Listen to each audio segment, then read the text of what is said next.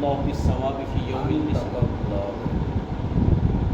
أنطق الله بالثواب في يوم الحساب يقول إن علم الحساب لا يخفى قلوب شانه وسمو مكانه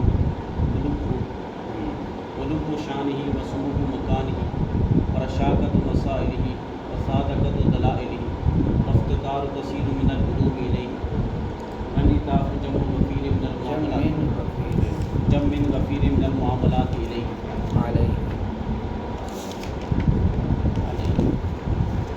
وهذه رسالة حمد الأهم من أصوله ونظمت الأهم من أصوله حوت الأهم من أصوله ونظمت المهم من أبوابه وفصوله وتضمنت منه فوائد لطيفة هي خلاصة كتب المتقدمين وانطوت منه على قواعد شريفة هي زبدة رسائل المتأخرين. اچھا جی، وبعد اور حمد و صلات کے بعد اس کی دو حالتیں ہوتی ہیں. ابتدا پہلی حالت یہ ہے کہ بعد مضاف ہے، اور دوسری حالت یہ ہے کہ بعد مضاف نہیں ہے، یعنی اس کے مضاف الیہ کو دیکھا جائے گا. ویسے تو بعد لازم الاضافت ہے، مضاف الیہ اس کا مذکور ہے یا محذوف ہے. اگر مضاف الیہ اس کا مذکور ہو تو اس صورت کے اندر یہ معرب ہوگا، اور اگر اس کا مضاف الیہ محذوف ہو تو پھر دو صورتیں ہیں، یا تو محذوف نسیہ منسیہ ہوگا یا منوی ہوگا. منوی جانتے ہیں کیا ہوتا ہے؟ نیت میں ہے. اور نسیہ منسیہ کا مطلب کیا؟ سرے سے نیت میں ہوگا نہ لفظ. بالکل نہیں.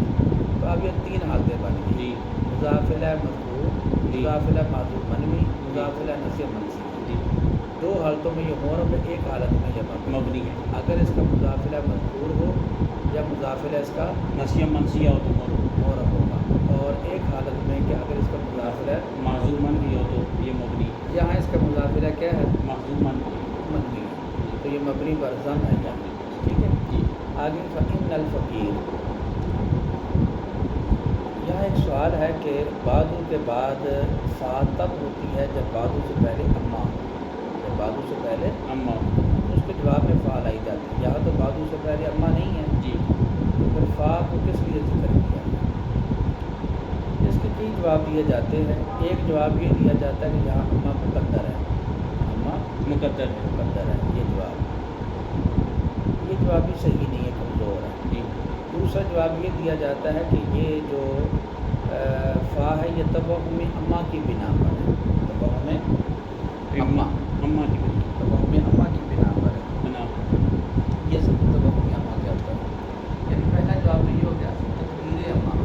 تقدیر اما مقدر ہے. دوسرا جواب کیا ہے؟ توہم اما کا یہاں تبہم ہے. اچھا، اس کے دو معنی بیان کیے جاتے ہیں. توہم اما کا ایک معنی یہ بیان کیا جاتا ہے کہ مصنف جب یہاں پہنچے نا تو ان کو توہم ہو گیا کہ انہوں نے اما کو ذکر کیا، حالانکہ انہوں نے اما کو ذکر نہیں کیا تھا. ان کو توہم ہو گیا، تو اس بنا پر انہوں نے آگے فا کو ذکر کر دیا. ٹھیک ہے. یہ صحیح نہیں ہے، اس لیے کہ اس میں دیکھیں توہم کی نسبت ہے مصنف کی طرف. تو پھر جب مصنف کو کتاب کے آغاز میں توہم ہو گیا تو مصنف کی کتاب سے پھر اعتماد ختم ہو جائے گا کہ مصنف کو نہ جانے کتاب کے اندر کتنے توہمات ہو گئے. ٹھیک ہے. اس لیے یہ معنی توہم اما کا درست نہیں ہے. بعض اس کا معنی اور کرتے ہیں. وہ توہم اما کا معنی یہ ہے کہ یہ مقام چونکہ مقام اما ہے، مصنف کو معلوم ہے کہ اس نے اما کو ذکر نہیں کیا. ٹھیک ہے. لیکن اس کے بعد فا کو ذکر کر دیا. ٹھیک ہے. تو اس لیے کہ چونکہ یہ مقام اما ہے، جب طالب علم پڑھتے ہوئے اس مقام پر آئے گا تو اما کا تصور اس کے دماغ میں گھوم جائے گا. اما کا تصور اس کے خود آ جائے گا. اس لیے اس نے بعد میں فا کو ذکر کر. یہ دوسری تقریر ہے، لیکن یہ تقریر بھی اتنی اچھی نہیں ہے.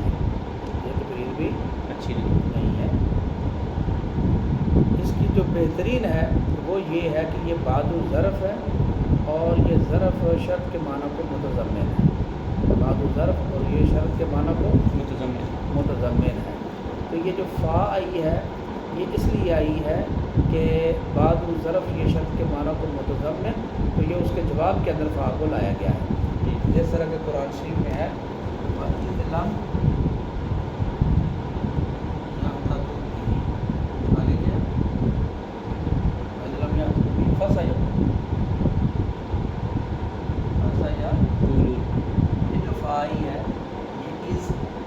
ظرف ہے شرط کے معنی کو متضمن ہے، تو اس کے جواب کے اندر یہ فا۔ اسی طریقے سے یہاں بھی ہے، یہ بعد ظرف ہے اور شرط کے معنی کو متضمن، تو اس کے جواب کے اندر یہ فا ہے، نہ تو اماں کی، نہ کیونکہ تقدیر اماں کے لیے بھی شرط ہوتی ہے کہ وہ فا سے پہلے امر ہو، یہاں امر کا تو صیغہ نہیں ہے، اور توہم اماں وہ معنی تو ایسا ہے بالکل کہ نحویوں نے یعنی کہ نحو کے اندر اس معنی کی کوئی اعتبار و حیثیت نہیں ہے، ٹھیک ہے۔ باقی پھر پیچھے تیسرا رہ گیا جواب، وہ یہ ہے کہ یہ بعد ظرف اور ظرف متضمن بمعنی شرط کے معنی کو متضمن ہے، اس کے جواب کے اندر یہ فا ہے، ٹھیک ہے جی۔ چلے وبعد فإن الفقیر، بس بے شک وہ جو محتاج ہے اللہ اللہ کی طرف، الغنی اللہ جو کہ کیا ہے غنی ہے، غنی اس کو کہتے ہیں کہ جو محتاج نہ ہو، نہ ذات میں نہ صفات میں، اور فقیر کس کو کہتے ہیں جو محتاج ہو ذات میں اور صفات میں، اس کو فقیر کہا جاتا ہے۔ چلے یہ صنعت تضاد ہے فقیر اور غنی میں، یہ ہے واللہ الغنی وانتم الفقراء۔ چلے بہا الدین، یہ الفقیر الی اللہ الغنی، یہ ترکیب کے اندر معدل بھی ہوا ہے، اور بہا الدین یہ اس کا بدل ہے۔ محمد بن حسین، یہ بہا الدین یہ لقب ہے جی، اور محمد بن حسین یہ کیا ہے نام ہے، اور العاملی یہ نسبت ہے عامل کی طرف جی، اور عامل یہ شام کی ایک بستی کا نام ہے، عامل جیم کے ضمہ کے ساتھ، ٹھیک ہے جی۔ انطق اللہ بالصواب فی یوم الحساب، یہ جملہ معترضہ ہے جی، اللہ تعالیٰ اس کو ناطق بنائے ثواب کے ساتھ، درستگی کے ساتھ حساب کے دن، قیامت کے دن اس کو درستگی کے ساتھ ناطق بنائے۔ چلیں یقول، یہاں سے سمجھیں کہ یہ دیباچہ ہے، اس کے اندر مصنف نے ایک تو اپنا تعارف کروایا ہے جی، اپنا تعارف کروایا ہے، اور دوسری بات یہ یاد رکھے کہ مصنفین اپنا تعارف یا اپنا نام کتابوں کے آغاز میں کیوں لکھتے ہیں۔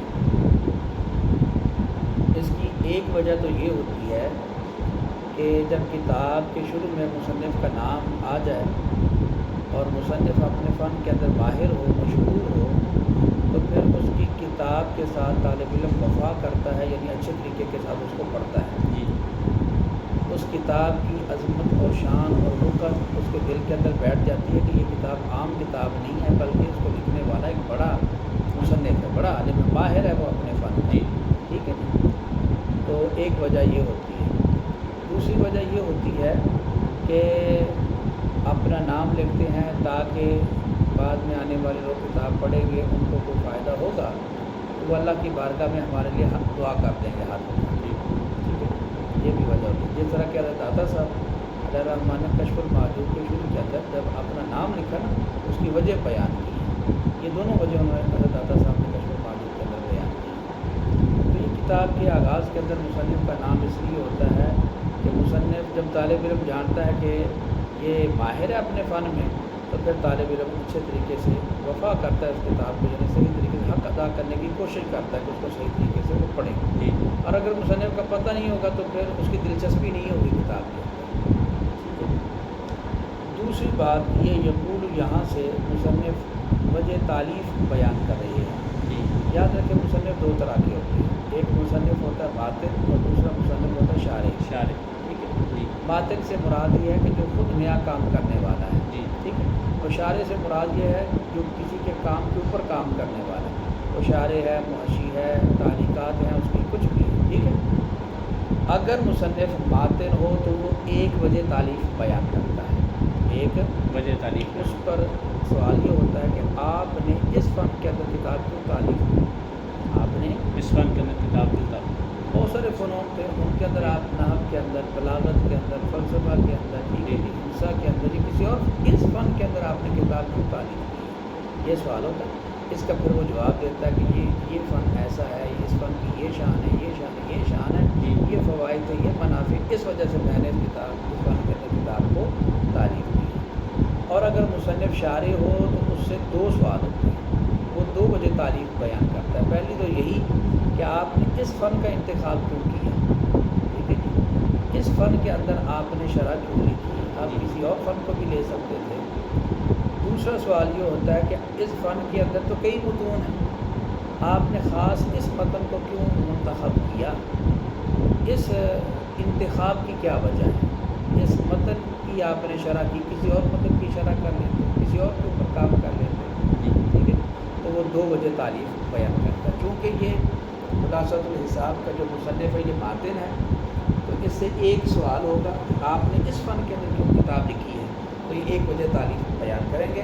وہ اس علم کی یعنی علم حساب کی شان کو بیان کرتے ہیں یہاں سے کہ میں نے اس علم کے اندر جو کتاب ہے وہ کیوں تعلیف کی۔ تو پہلی وجہ یہ بیان کی کہ لا یخفی علو شانہ و سمو مکانہ، یعنی یہ علم اس کی رتبے کی بلندی اور اس کی جو ہے شان کا علو اور رفعت یہ مخفی نہیں ہے۔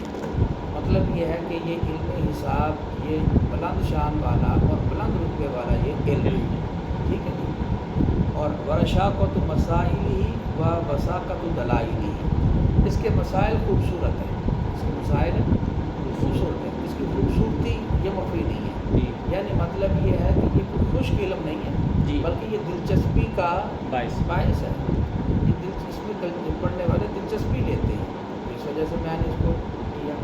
اور اس کے دلائل مضبوط ہیں، دلائل اس کے مضبوط ہیں۔ دلائل کی بات اگر ہم کریں تو علوم کے اندر علم حدثہ کو کہا جاتا ہے کہ اس کے دلائل قطعی ہیں، اس کے دلائل قطعی ہیں، اس کا انکار نہیں کیا جا سکتا۔ اور یہ جو علم حساب ہے اس کے دلائل قطعی بھی ہیں، ظنی بھی ہیں، تو زیادہ تر قطعی ہیں۔ یہ کہا کہ اس کے دلائل کیا مضبوط ہے، تو اس کی مضبوطی وہ کسی پر مخفی نہیں ہے، دلائل مضبوط ہے، اس وجہ سے میں نے اس فن کا انتخاب کیا۔ اور وجہ وافتقار کثیر من العلوم الیہ، بہت سارے علوم وہ اس علم کی طرف محتاج ہیں، جس طرح کہ مثلا دیکھ لیں علم میراث ہے، علم میراث کے اندر حساب کا دخل ہے، اسی طرح فقہی کئی ابواب ہیں ان کے اندر حساب کی ضرورت پڑتی ہے، تو کئی علوم ہیں جو اس کی طرف محتاج ہے، تو یہ محتاج الہ ہے، تو محتاج الہ ہونے کی وجہ سے میں نے اس کے اندر کتاب کو نکالی کیا، ٹھیک ہے۔ اور وجہ بیان کی وانعطاف جمی غفیر من المعاملات علیہ، کہ بہت سارے معاملات وہ اس کی طرف راجع ہوتے ہیں، رجوع کرتے ہیں۔ معاملہ کہتے ہیں یہ جو خرید و فروخت کرنا، لوگوں کے درمیان یہ جو معاملہ ہوتا ہے اس کو کہتے ہیں معاملہ، ٹھیک ہے جی۔ تو خرید و فروخت کے معاملات وہ اس کی طرف راجع ہوتے ہیں۔ آپ دیکھیں نا خرید و فروخت کیسے ہیں، مثلا آپ چیز خریدنے کے لیے لے کر جاتے ہیں، 100 روپے کی چیز ہے، 90 روپے کی چیز ہے، تو آپ دیتے ہیں 100 روپیہ، تو آپ پہلی بات تو یہ گن کر 100 دیں گے، یا 90 ہے تو گن کر 90 دیں گے، یا آپ کے پاس اگر 100 روپیہ ہے تو آپ نے زائد دے دیے، واپس آپ کو 10 ملیں گے، تو یہ بھی حساب ہے، ہاں حساب ہے۔ اچھا اسی طریقے سے ایک چیز کی قیمت ہے فرض کا 10 روپے اور آپ ایسی 10 چیزیں خریدتے ہیں، یہ بھی حساب ہے، یہ بھی حساب ہے۔ تو یہ جمع تفریق اور یہ جو معاملات خرید و فروخت کرتے ہیں ان کے اندر علم حساب کا دخل ہے۔ خلاصہ یہ ہے کہ علم حساب نہ صرف دینی علوم میں اس کا دخل ہے بلکہ دنیاوی معاملات کے اندر بھی اس کا دخل ہے، ٹھیک ہے، دینی اور دنیاوی معاملات دونوں کے اندر علم حساب کا دخل ہے، تو اس وجہ سے میں نے اس فن کے اندر کتاب لکھی۔ چلے ترجمہ کریے۔ یقول کہتا ہے یہ فقیر بہاء الدین محمد بن حسین کہ بے شک علم حساب لا یخفی علو شانہ، نہیں مخفی اس کی شان کی بلندی اور اس کے رتبے کی رفعت اور اس کے مسائل کا حسن اور اس کے دلائل کی مضبوطی اور نہیں مفی کثیر علوم کا محتاج ہونا اس کی طرف اور راجع ہونا بہت سارے معاملات کا اس پر راجع ہونا۔ جم من غفیر، جم کا معنی بھی کثیر ہوتا ہے، غفیر کا معنی بھی کثیر ہے، یہ مبالغہ ہے یہاں، یعنی بہت سارے معاملات جو ہیں وہ علم حساب کی طرف راجع ہوتے ہیں۔ ٹھیک ہے، چلیں یہاں تک تو آ گیا فن کا تعارف اور وجہ تعلیف کی، اس فن کے اندر کیوں کتاب کو کیوں لکھا گیا۔ ٹھیک ہے جی، اب بہاد ہی رسالہ، یہاں سے مصنف اس رسالہ کا تعارف کرواتے ہیں، خلاصۃ الرسالہ کا تعارف، کہا کہ یہ رسالہ ہے کہ جو اس فن کے، اس علم کے اہم اصول کے اوپر مشتمل ہے۔ اہم اصولوں کے اوپر مشتمل، مطلب یہ ہے کہ یہ رسالہ، یہ اس کو عام نہ سمجھا جائے بلکہ اہم اصولوں کے اوپر یہ مشتمل ہے۔ رسالہ کہتے ہیں ویسے پیغام کو جی، اور اس سے مراد عموماً ہوتا ہے رسالہ، ویسے معنی اس کے کیا جاتا ہے وہ تحریر جو آپ لکھ کر دوسرے کی طرف بھیجتے ہیں اس کو رسالہ کہا جاتا ہے، لیکن زیادہ تر اس کا جو استعمال ہوتا ہے یہ چھوٹی مختصر کتاب کے اوپر اس کی اطلاع دیا جاتا ہے۔ اب یہ رسالہ ہے نا جی، سمجھے کہ شاید یہ معمولی سا ہے، چھوٹا سا ہے، مختصر ہے، تو کہانی رسالہ حجم کے اعتبار سے تو یہ رسالہ ہے، لیکن عظمت کے اعتبار سے یہ علم حساب کے جتنے بھی اصول ہیں، اہم اصول، ان کے اوپر یہ مشتمل ہے۔ اور ونظمت المہمہ میں ابوابہ و فصولہ، اور اس نے پرو دیا ہے کن کو، مہم اہم حساب کے ابواب اور فصول، ان کو نظم کیا، ان کو پرویا ہے۔ ٹھیک ہے جی، وتضمنت من فوائد لطیفہ، اور یہ رسالہ متضمن ہے حساب کے لطیف فوائد کے اوپر، باریک فوائد کے اوپر، یہ کیا ہے، مشتمل ہے، متضمن ہے ان فوائد کو۔ یہ خلاصۃ کتب المتقدمین، یہ فوائد کیا ہیں، یہ فوائد متقدمین کی کتابوں کا خلاصہ اور نچوڑ ہے۔ ٹھیک ہے جی، متقدمین کی کتابوں کا نچوڑ ہے۔ یہ کتب المتقدمین جس طرح کہ رسالہ بہائیہ ہے اور اس کی شروحات ہیں، یہ متقدمین کی کتابیں آ جاتی ہیں علم حساب کے اندر۔ اور آگے وانضبط منہ اعلیٰ قواعد شریفہ، اور یہ جو رسالہ ہے یہ علم حساب کے شریف قواعد، یعنی کہ جو عمدہ قواعد ہیں ان کے اوپر یہ مشتمل ہے۔ اعلیٰ قواعد، عمدہ قواعد، ان کے اوپر یہ مشتمل ہے۔ اور یہ قواعد ہی زبدۃ رسائل المتاخرین، متاخرین کے رسائل کا کیا ہے، خلاصہ ہے۔ زبدہ مکھن کو کہتے ہیں، مکھن دودھ سے ہم بناتے ہیں، دودھ زیادہ ہوتا ہے لیکن مکھن خلاصہ کم نکلتا ہے، اور یہ اس دودھ کا سارا نچوڑ ہوتا ہے، خلاصہ ہوتا ہے۔ تو اسی طریقے سے متاخرین کے رسائل تو بے شمار ہیں، بہت سارے، لیکن اس کے اندر میں قواعد کو ذکر کروں گا، اور یہ قواعد ان متاخرین کے رسائل کا خلاصہ۔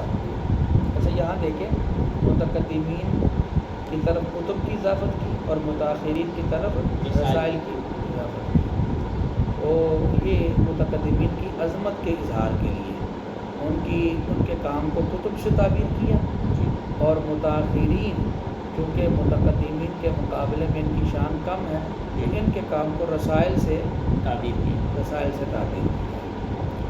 کہتے ہیں نا کہ متقدمین، بہرحال جو شرف ہے وہ متقدمین کو حاصل ہے، اس لیے کہ متاخرین کا ہر کام وہ مبنی ہے متقدمین کے کام کے اوپر، بنیاد متقدمین ہے، اگرچہ ان کا کام تھوڑا ہے اور متاخرین کا کام بے شمار ہے، شروحات بہت سارے، لیکن یہ متاخرین کے سارے کام کی جو بنیاد ہے وہ متقدمین کے کام کے اوپر ہے۔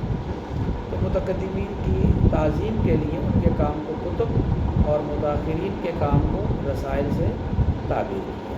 ٹھیک ہے جی، ترجمہ اس کا کر لیں۔ اور یہ رسالہ ہے جو مشتمل ہے علم حساب کے اہم اصول پر، اور اس نے پرویا ہے حساب کے ابواب اور فصول کو، اہم ابواب اور فصول کو، وتضمنت منہ، اور یہ علمی حساب سے عمدہ فوائد کے اوپر مشتمل ہے۔ یہ فوائد متقدمین کی کتابوں کا خلاصہ ہیں، اور یہ رسالہ مشتمل ہے علمی حساب سے عمدہ قواعد کے اوپر، اور یہ قواعد متاخرین کے رسائل کا خلاصہ ہے۔ ٹھیک ہے، چلیے جی آگے۔ جعلتها تحفة لحضرة يقابة المحتاج فإن لم تكن قابة الحاجة، ومشهر الكرام فإن لم تكن ومشعر الکرام، ٹھیک ہے، مشعر الکرام، ومشهر الكرام فإن لم تكن مشعر الكرام حرام ہے۔ ثمرة شجرة السلطنة، ثمرۃ شجرۃ السلطنۃ القاہرہ، بدر سیما الدولة الباہرة، سماء الدولة الباہرہ، سماء الدولة الباہرة، شمس فلک العز والجلال، مطلع شمس العظمة والإقبال، منبع بحار الفضل والإفضال، بحار الفضل والإفضال، مرکز دائرة الفضل والفخر والکمال، رافع علام شریعت جدہ سید المرسلین، ناشر آیات الائمة المعصومین صلوات اللہ علیہ اجمعین، السلطان ابن سلطان ابی الغالب سلطان الحسین بن بہادر خان، لا زالت حضرت العلیۃ والسلطۃ الثنیۃ محطا لرجال الاعمال بالنبی لرحال الاعمال بالنبی محمد وآلہ خیر آل، انی لما اکتحلت بطلعۃ الزہرا واستضعت بغرته الغراء، فکرت فی شیء الجریء منی ان یہدى الیہ ویستاہل ان یعرض علیہ، فلم ار شیئا لائقا لخطاب ذلک الباب الا ما یناسب الحال من رسالۃ و کتاب، فإن وقعت فی حیز القبول فهو غایۃ المامول ورعایۃ المسول، سمیتها خلاصۃ الحساب، رتبتها على مقدمۃ وعشرۃ ابواب، مقدمہ على مقدمہ وعشرۃ ابواب۔ چلیں، اچھا جی، یہ مصنف نے اپنا تعارف اور پھر اس کے بعد وجہ تعریف بیان کی، اور تیسرے نمبر پر خلاصۃ الحساب کا تعارف کروایا۔ اب یہاں سے جعلتها تحفۃ، یہاں سے سبب تعلیف کو بیان کرتے ہیں کہ یہ میں نے خلاصۃ الحساب کتاب کیوں تعلیف کی۔ اس کا سبب بنا تھا ایک بادشاہ جس کا نام ہے حسین بہادر خان، ٹھیک ہے، تو یہ ساری اس کی تعریفات مصنف نے کی ہیں، اور اس کے اندر بہت سارا مبالغہ بھی پایا جاتا ہے۔ چلیے اس کا ترجمہ کر لیں۔ جعلتها، میں نے بنایا اس رسالہ کو، تحفہ اس کے لیے، لحضرت ایک دربار کے لیے، حضرت کا معنی دربار کے لیے، یہ دربار کیا ہے؟ کعبۃ المحتاج، محتاج کا کعبہ ہے، ٹھیک ہے، اگرچہ یہ حاج کا کعبہ نہیں ہے، حاجی کا کعبہ نہیں ہے۔ کعبۃ المحتاج کہا کہ جس طرح کعبہ شریف ہے نمازی اس کی طرف متوجہ ہوتا ہے، جی اسی طرح یہ جو ممدوح ہے جس کی یہ تعریف کر رہے ہیں، محتاج لوگ اس کی طرف متوجہ ہوتے ہیں جب ان کو کوئی حاجت پڑتی ہے، ٹھیک ہے، جس طرح نمازی کعبہ کی طرف متوجہ ہوتا ہے، تو محتاج لوگوں کو جب کوئی حاجت پڑتی ہے تو وہ اس کی طرف متوجہ ہوتا ہے۔ اس کا مطلب یہ ہے کہ یہ صحیح بات ہے، آج ان کو ضرورت کو پورا کرنے والا ہے، بخیل نہیں ہے، جی۔ اور یہ کیا ہے؟ مشعر کرام ہے، اگرچہ مشعر حرام نہیں، یہ کعبۃ الحاج اور کعبۃ المحتاج اور مشعر کرام اس کے اندر مبالغہ ہے۔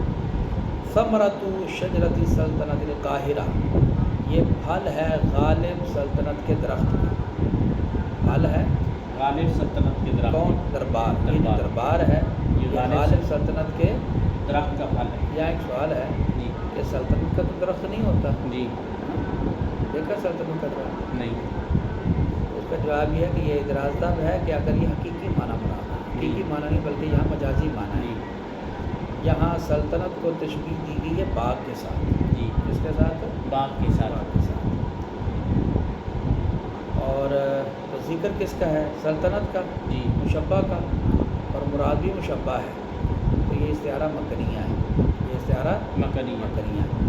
اور شجرہ یہ باغ کو یعنی مشبہ بھی کو لازم ہے، تو یہ استعارہ ہے تخیلیہ۔ اور ثمرہ یہ درخت کو کیا ہے؟ یہ مناسب، تو یہ استعارہ کیا ہے؟ ترشیحی ہے۔ سمجھ آئی بات؟ جی۔ یہ استعارہ مکنیہ، سلطنت کے اندر استعارہ مکنیہ، شجرہ کے اندر استعارہ تخیلیہ، اور ثمرہ کے اندر استعارہ ترشیحیہ ہے۔ چلیں یہ کیا ہے؟ پھل ہے غالب سلطنت کے درخت کا۔ بدر سمائی طولت الباہرہ، غالب سلطنت کے آسمان کا چاند ہے۔ یہاں بھی وہی سوال ہے کہ سلطنت کا آسمان تو نہیں ہوتا، یہاں بھی وہی ہے، استعارات ہیں مکنیہ، تخیلیہ اور ترشیحیہ۔ شمس فلک العز والجلال، یہ سورج ہے عزت اور جلال کے آسمان کا، یہ سورج ہے، یہاں بھی وہی استعارہ۔ مطلع شمس العظمت والاقبال، یہ مطلع ہے عظمت اور اقبال کے سورج کا۔ مطلع جانتے ہیں؟ طلوع، وہ نقطہ جہاں سے سورج طلوع کرتا ہے اس کو مطلع کہا جاتا ہے۔ منبع بحار الفضل والافضال، یہ منبع ہے، سرچشمہ ہے مہربانی اور عنایت کے سمندروں کا، یعنی عنایت، مہربانی، سخاوت کے سمندر اسے پھوٹتے ہیں، یہ سرچشمہ ہے، مطلب سخی ہے، کرم کرنے والا ہے۔ مرکز دائرۃ الفخر والکمال، یہ فخر اور کمال کے دائرہ کا مرکز ہے۔ دائرہ، مرکز، دائرہ جانتے ہیں کس کو کہتے ہیں؟ دائرہ کہتے ہیں اس سطح کو جس کو ایک ایسا خط مستطیل احاطہ کرے، جس کو ایک خط مستطیل احاطہ کیا ہو، اور اس کے وسط کے اندر ہم ایک نقطہ فرض کر سکیں کہ اس نقطے سے جتنے خطوط ہم محیط کی طرف نکالیں وہ سارے برابر برابر ہوں۔ یہ دیکھیں مطلب یہ ایک سطح ہے جس کو احاطہ کیا ہے ایک خط مستطیل، یہ ذرا دائرہ حقیقی نہیں ہے لیکن سمجھنے کے لیے، ٹھیک ہے۔ اب اس کے وسط میں ایک نقطہ فرض کیا جائے اور اس سے جتنے خطوط محیط کی طرف نکالے جائیں وہ کیا ہوں؟ برابر ہوں۔ اس سطح کو کیا کہتے ہیں؟ دائرہ، یہ سطح ہے، یعنی وہ سطح جس کو ایک خط مستدیر نے احاطہ کیا ہے اور اس کے وسط میں ایک نقطہ فرض کیا جائے، اس نقطے سے جتنے خطوط محیط کی طرف ہم فرض کریں جتنے بھی، وہ سارے آپس میں کیا ہوں؟ برابر برابر ہوں۔ خط مستدیر سے یہ گول خط، یہ گول خط خط مستدیر ہے۔ اچھا، ایک بات اس کی، یہ خط مستدیر کے اوپر بھی دائرے کا اطلاق کیا جاتا ہے۔ خط دو اطلاق ہیں دائرے کے، ایک یہ ہے کہ اس سطح کو کہا جاتا ہے، جس سطح کا اس خط مستدیر نے احاطہ کیا ہوا۔ دوسرا یہ ہے کہ یہ جو خط مستدیر ہے اس کے اوپر بھی دائرہ کا اطلاق کیا۔